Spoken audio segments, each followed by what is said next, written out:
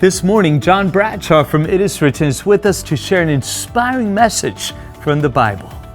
Hi there, hope your day is going great. I'm John Bradshaw from It Is Written. What a privilege I have to be able to spend a few moments with you, and I want to share something that I believe will encourage you and bless you today. In 1983, a 61-year-old man in Australia entered a running race. Nothing too unusual about that. It was a race from Sydney to Melbourne, almost 550 miles. Something a little unusual about that.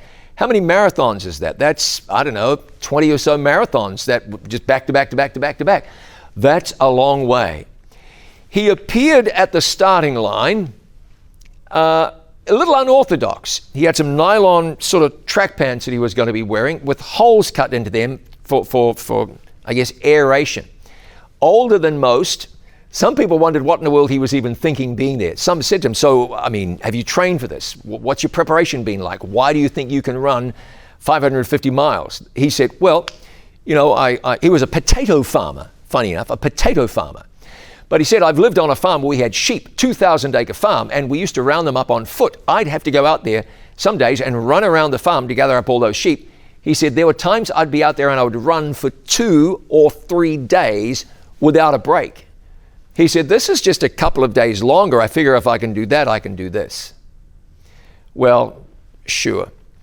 So before the race began, he took out his false teeth because they rattled when he ran. He didn't like that very much.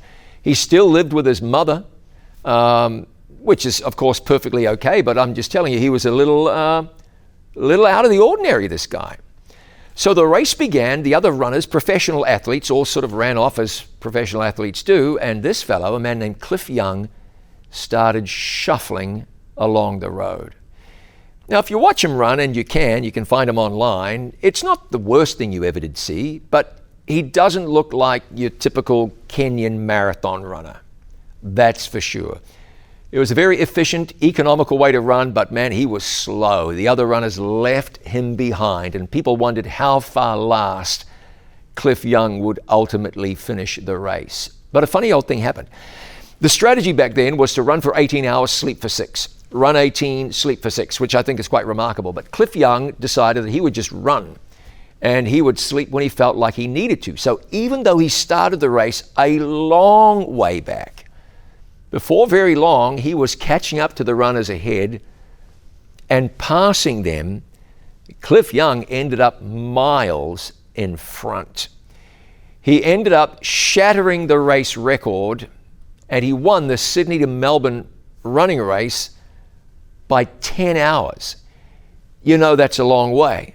The 61-year-old amateur running in a race like this for the first time beat the young pros by, well, not a country mile, but by many country miles. So what was the secret to Cliff Young's success? He went on to become a legend, you know. After this, he tried to beat some other record, but I think he got sick. It was maybe a record for running 1,000 miles.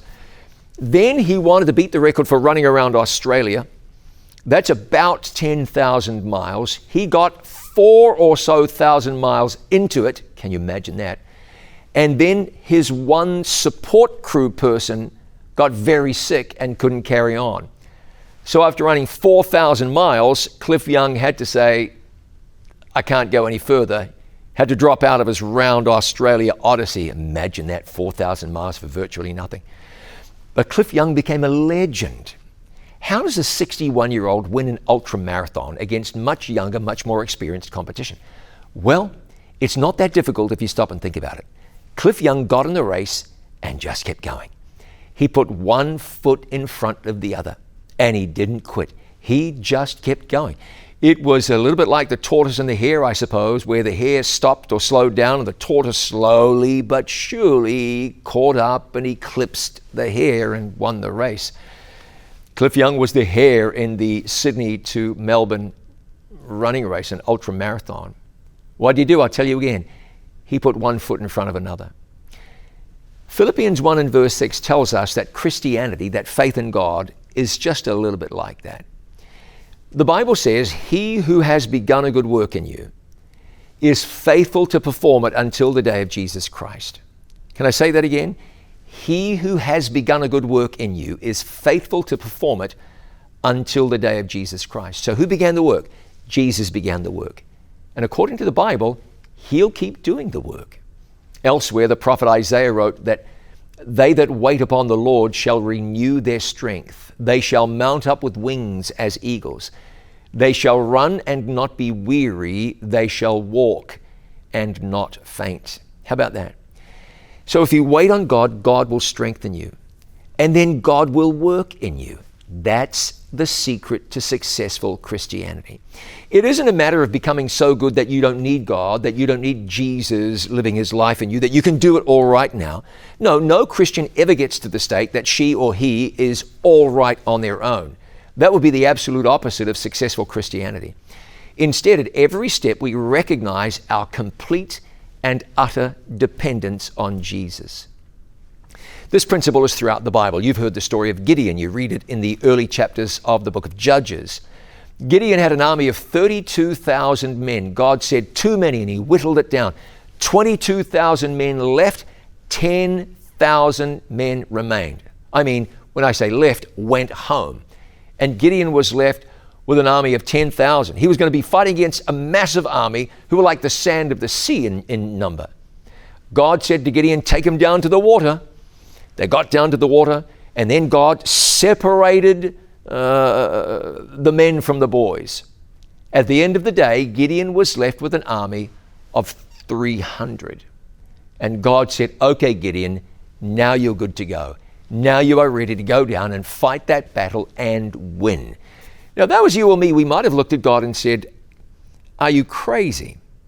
I hope we wouldn't, but I'm acknowledging the possibility that one or the other of us might have said that. Are you crazy, God? See, God wasn't wanting Gideon to feel like he was going to win in his own strength because of his own might, because of his own power and military skill.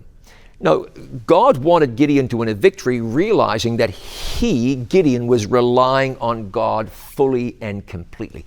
That's to be our life, to trust in God, to rely on God, and to allow the one who began the work in us to continue the work.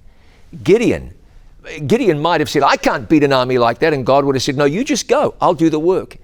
You just attack and I'll do the work. You present yourself, I will do the work. Like Cliff Young, the runner, just put one foot in front of another and give God the opportunity to work. So today, how can you demonstrate faith? By putting one foot in front of the other, expecting God to advance you and clear a pathway for you. I don't know the answer to that question. Right now, you might not either, but sometime today, God will give you the opportunity to turn to God and say, you've got this, and I'm trusting you. I'll just go forward, putting one foot in front of the other. I'll rely on you. You do the work that I could never do. Cliff Young was the unlikely legend. What a guy, 61 years old, winning a race like that. What did he do? He put one foot in front of another. You do the same today and lean on God and trust in Him. You'll see God do great things. Have a great day. God bless you.